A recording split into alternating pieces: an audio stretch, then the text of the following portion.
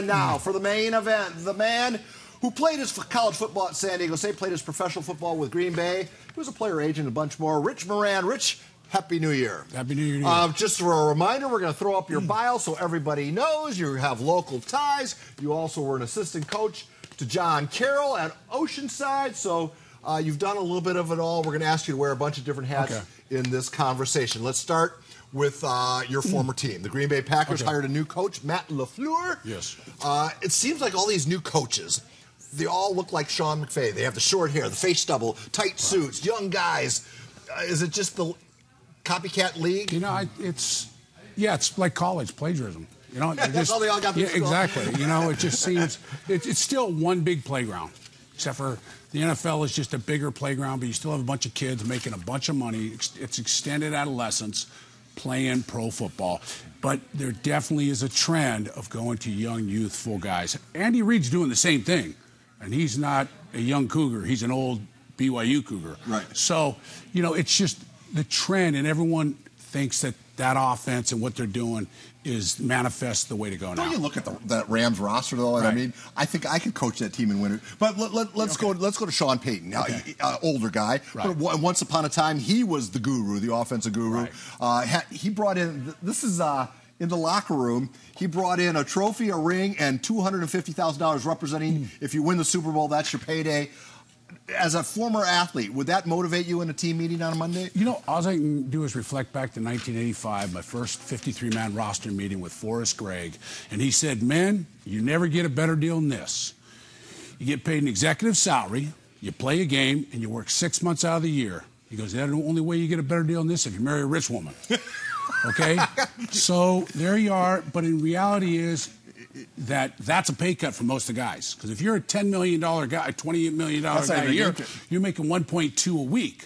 So as the reality is, people like Benjis and cash in their hands, so it's a motivating factor. But everybody knows you're getting a pay cut during the playoffs. But the reality is everybody loves sports compete, and so that's just kind of a fun, enticing way. I think that ring and that trophy of course. All right, so speaking of coaches, the San Diego Strike Force announced their new head football coach. It was seen exclusively on KUSI. Take a listen.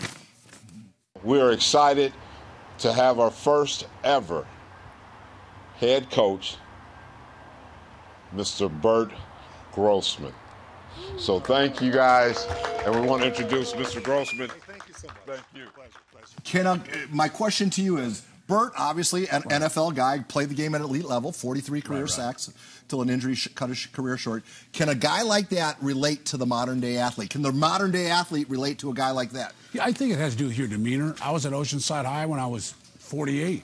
I mean, you either like youth and you like people who compete, so I don't think I'll have a problem at all. And I think what Ernie Hahn's done down there, I just went to a hockey game the other day, so I think it's a great forum to bring people and not break the bank, to bring your family, friends, and create memories at a sporting event. We should mention that one of Bert's athletes, Jerick Armstrong, who will be in studio, sitting in that chair in just about an hour's time, will be talking about what it's going to be like playing for the Strike Force. So, which brings us to the main event. Chargers are going back to Foxborough to try to avenge those playoff losses of 2007, 2008. You say the national pundits are picking the Chargers. You are not. Why? Well, I just think back when I look at the Chargers. I remember when Rivers blew that knee out the week before they played the Patriots last time. He had surgery on Dr. Chow, and he played in the game, and then he had surgery after the season. And so I also reflect back on one other game. The Packers played the Patriots this year, and those corners shut down the receivers. Quarterback Rodgers had all day, and so that's the only thing that really concerns me is the coverage by the corners in this game. And so if I was going to pick, I would probably pick the Patriots because it's at home, and I know that the game is about scenario analysis, and that coach is pretty good there. But I'm pulling for the Chargers, though. I get that. ESPN, Bill Barnwell, had a great article. I don't know if you saw it. It's about the 8 teams that are currently in the playoffs. And he went back and looked through the history of the organization, the transactions, and the serendipity that played into the fact that they're now in the postseason. He pointed to 2 Charger moves. Back in 2003, they decided to keep 2 quarterbacks, and they cut Cleo Lemon and some other guy so they could keep a tight end on the roster by the name of Antonio Gates. And then in 2016, they pointed to when the Browns traded away their 2nd pick overall to Philly, did not take Carson Wentz, so the Eagles could take Carson Wentz. That allowed the Chargers to draft Joey Bosa. Of those 2 moves that he points to, which was the bigger one? I think there's parallel. You know, I think Bosa could be a Hall of Fame.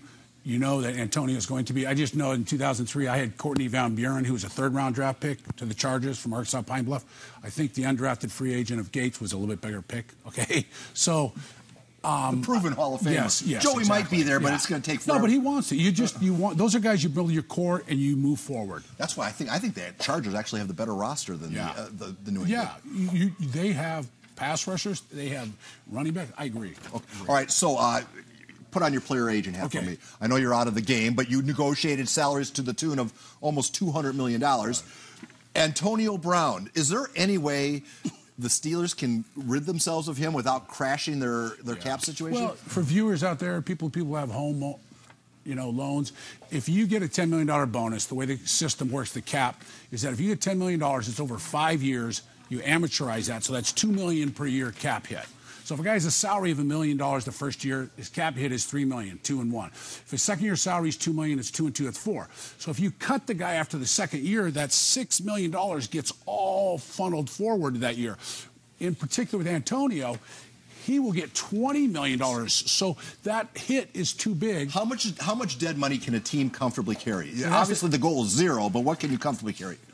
It all depends what your current cap number is. You might not be able to carry it. You see what I'm saying? Exactly. So then you get fined, and there's a whole cumulative deal. So what happens is they're going to let time hopefully take care of that problem. There's just no way they can get rid of him before June, and even if they trade him. So if they wait till after June, it goes down to about a $7 million hit. So if they wait till after June, that's a lot of money. It's a lot. It's called dead money. Yes, dead for a reason. Rich Moran is out of here, folks. The KUSI News at 6 p.m. is about to begin. We'll have Tariq Armstrong in studio in just a bit. Hope you tune in for that, Mr. Moran.